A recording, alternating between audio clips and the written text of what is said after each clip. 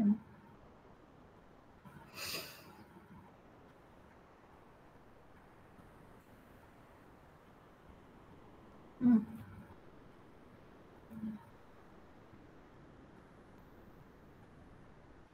Okay.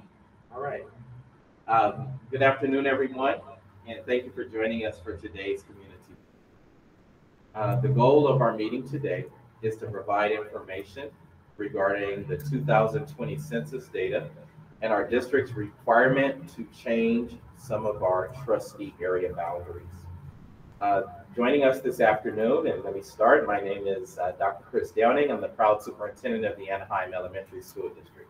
To my right, we have Dr. Valdez, principal of Ponderosa. To my left, Dr. Moreno, who is our director of school, family, and community engagement. And next to Dr. Moreno, we have Angela Banuelos, who is the senior associate director of cooperative strategies. Leading today's presentation, Ms. Banuelos is going to provide information, but you're not going to hear a recommendation as part of this presentation. Indeed, it is our goal to provide information to you and have you, as the stakeholders of the Anaheim Elementary School District, provide feedback that can be shared with our Board of Education. There are several ways to provide feedback. One is a link, a survey link that was provided in communication and can also be found on the Ponderosa website.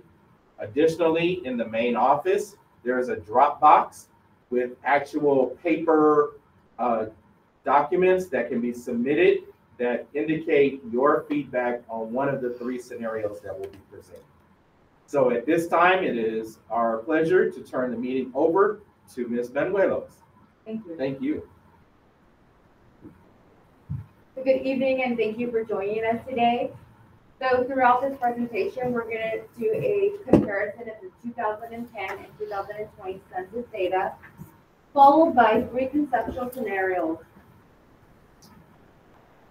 So within the last 10 years, through 2010 and 2020, we saw a demographic growth of 6,051 inhabitants. That's a total of 3.1% growth within the district boundaries. Most notable changes within the trustee areas was in trustee area 2 with a negative 4.2%. So that's a decline in their population. Area 3 at negative 3.1%.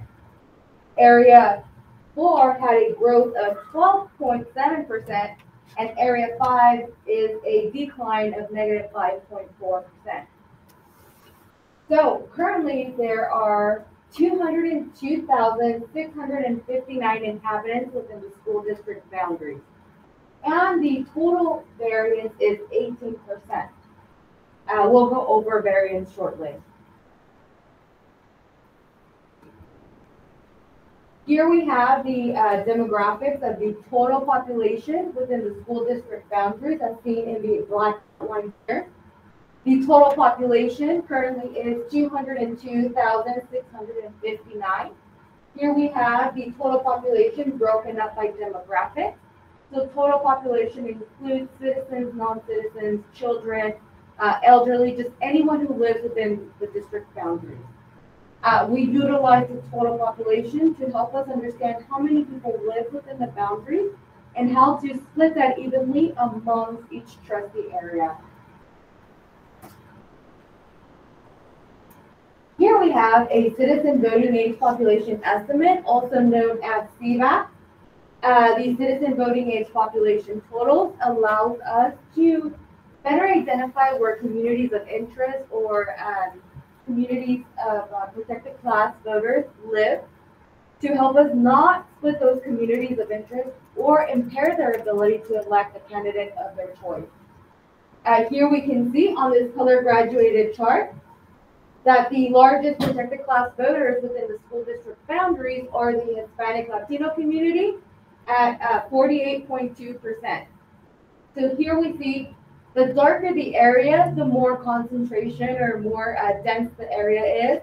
The lighter the area, the less dense it is. Here we provided a graphic of the current District boundaries for trustee areas. Just a quick reminder that this only affects trustee areas and does not affect your attendance boundaries. So trustee area 1 is the white area. The yellow area. Trustee 2 is the green. Trustee 3 is the pink area. Trustee area 4 is the blue, and trustee area 5 is the purple. So again, based on the 2020 census population, the current population is 202,659. The ideal population or ideal trustee area size is 40,532.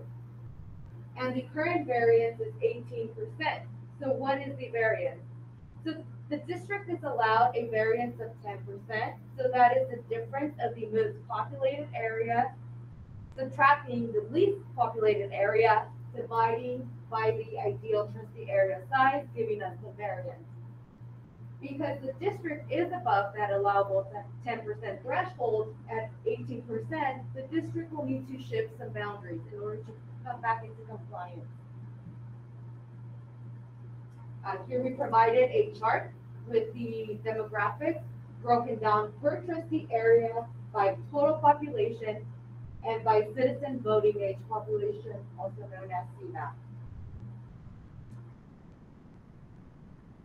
So what are the considerations when moving boundaries? Well, we have to first comply with the Federal Voting Rights Act. So no cracking, no packing, no gerrymandering. All the areas need to be compact and contiguous as much as possible. Additionally, each area should contain a nearly equal amount of inhabitants, right? So balancing the population amongst each area. Respect communities of interest as much as possible.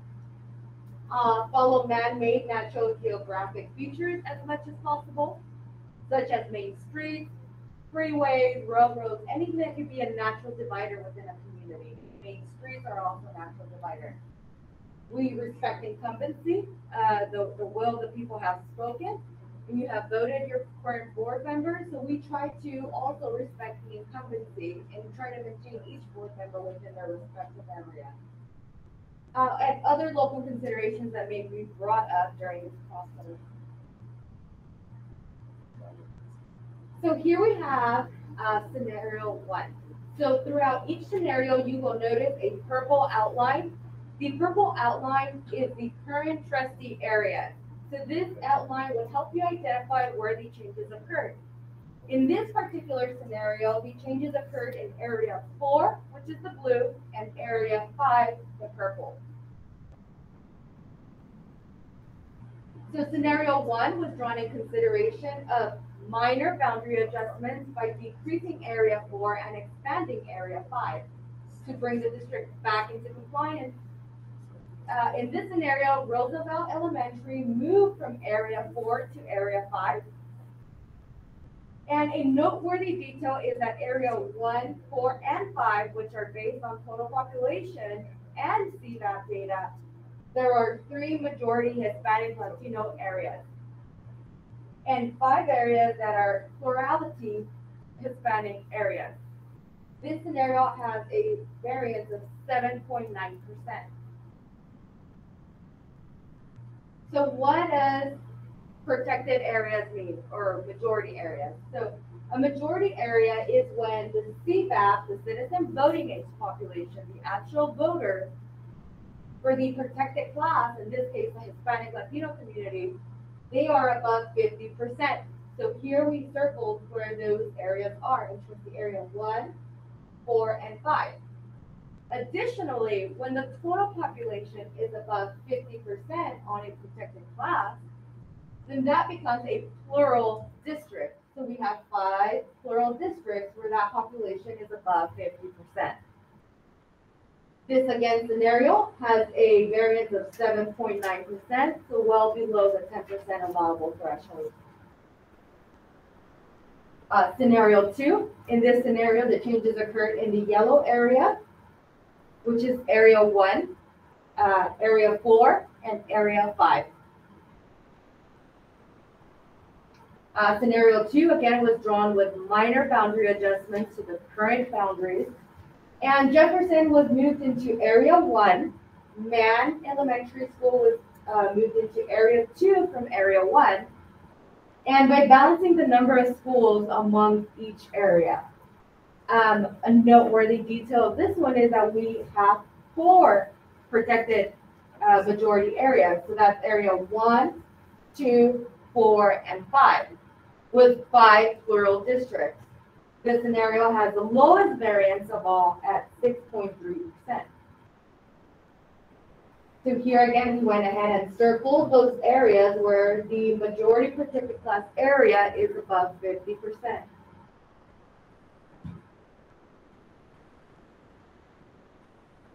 Scenario 3, similar changes to scenario 2. The changes occurred in trustee area 1, the yellow, 4, the blue, and trustee area 5, the purple.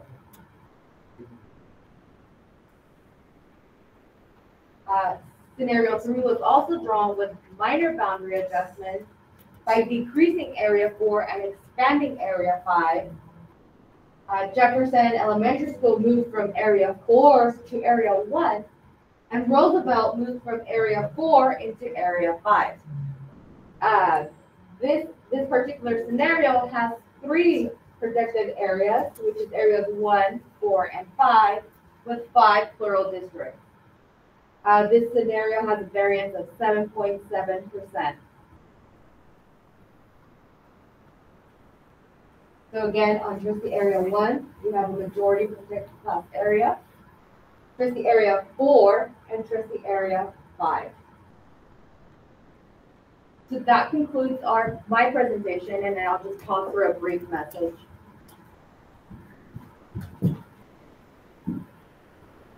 At this time, we are open for any questions that anyone in our virtual audience might have, either in the Spanish or in the English chat.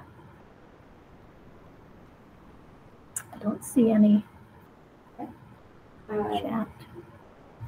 So since there's no questions or feedback at this moment, I just want to conclude our presentation by just remind you that this entire month we will be collecting feedback on the redistricting scenarios. So each one of our 7 schools that is affected by the redistricting has a Dropbox available in their front office, and also index cards so that they could let us know what scenario or any other type of feedback, if there's another scenario out there that they might want to bring forth, so that the information is collected and then shared with our school board. We thank you for your time this afternoon, and any questions you might have, let us know. Have a good evening.